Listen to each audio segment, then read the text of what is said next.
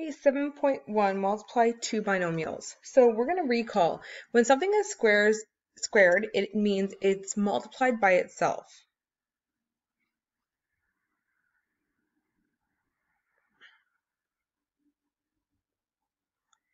By itself. So 6 squared actually means 6 times 6, right? 6 multiplied by itself, which again is 6.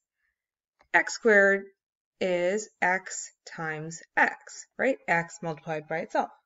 So if x squared equals x times x, then if we have something like a binomial, so x plus 3 squared, this actually is x plus 3, x plus 3. Okay? And we're going to focus today on multiplying two binomials. So if we have one binomial multiplied by another binomial, what this is it's the product, right? Product is the answer you get when you multiply. The product of two binomials can be found by multiplying each term in one binomial by each term in the other binomial. A method called FOIL can be used to multiply two binomials together. So we're going to actually do two methods. We're going to do FOIL as one, and then we're going to do a chart, which is a little bit more time-consuming, but it's a really, really good visual. The first method we're going to touch on is foiling. Okay, so FOIL stands for first, and what that means is that when we have two binomials, we are going to multiply the first term in each bracket. Okay, so the first term in this bracket is 2x, first term in this bracket is x. That gives us 2x squared. Then we're going to multiply the outer. Okay, outer just means like if we actually look at this entire, like the entire two brackets, outer would be the 2x times the 5y, right? So see how this is O? Okay, this was F.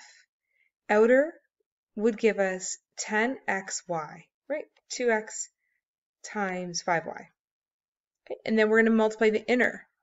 So because these are our brackets, our inner ones are going to be x times y, or y times x. So that's just xy. We also see this I here for inner. And then we're going to multiply the last terms in each bracket. So we have y times 5y, which gives us 5y squared. Okay, at this point, we're just going to add like terms, which is this middle term here. So we have 2x squared plus 11xy plus 5y squared. Okay, now we're going to do the same question, but we're going to focus on the chart method. Okay, a little bit different, but we'll come up with the same answer. So we take this first binomial, and what we do, so, it's saying you can put them up here or down here. It doesn't matter because when we multiply two terms, it doesn't matter. Say, for example, you multiply like 3 times 2. It's the same thing as doing 2 times 3, right? Like we can switch those around. So step 1, it's saying take this first binomial and we put like the 2x in this box and the y in this box, which is totally fine.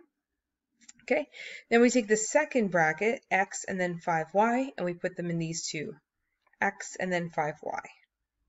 And now what we do is we multiply. So this box here would be 2x times x, which gives us 2x squared. This box here is going to give us x times y. This box here is going to give us 5y times 2x, so I get 10xy. And this box here is going to give us 5y times y, which gives us 5y squared. Now, we take all of these terms here and we just put them in order here.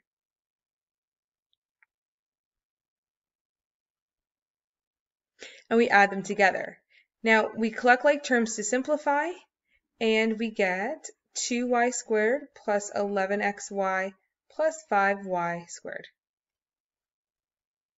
Okay, if you take a look at these two answers, they're the exact same. So it's your choice with whether you want to use the chart method or I call this FOIL, but like also the rainbow method. If you want to go ahead and try the chart method, you do that on your paper.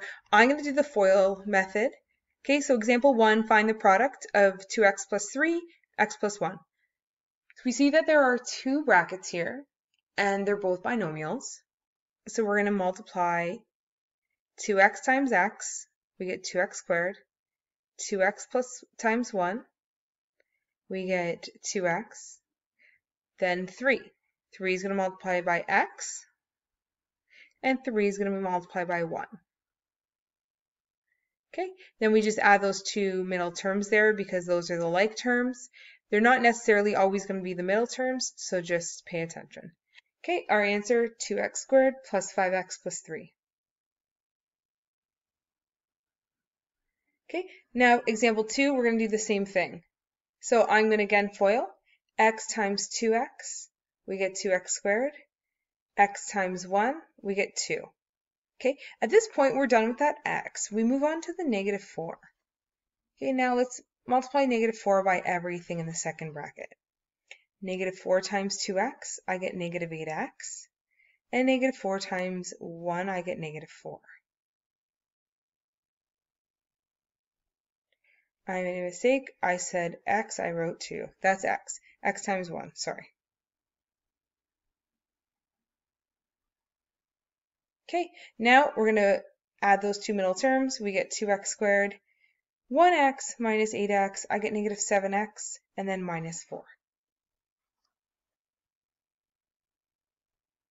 Okay, now 3x plus 2 squared. What this actually looks like is 3x plus 2 times 3x plus 2. We can just write that beside each other, just like in our introduction. And now we multiply the 3x by every term in the second bracket. So we get 9x squared plus 6x. And we multiply the 2 by every single term in the second bracket. We get 6x plus 4.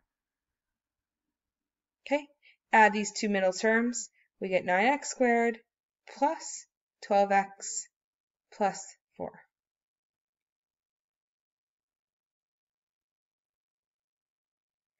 Okay, C. Again, foiling x times x, we get x squared. X times 1, we get x. Okay, now we're done with the x. Let's multiply negative 1. Negative 1 times x is negative x. Negative 1 times 1 is negative 1. So, if we take a look at these two middle terms, x and then negative x, those actually cancel out to 0. And we're left with x squared minus 1. Okay, example 3. A rectangular ski area has a width equal to x plus 1. So let's draw this on the diagram.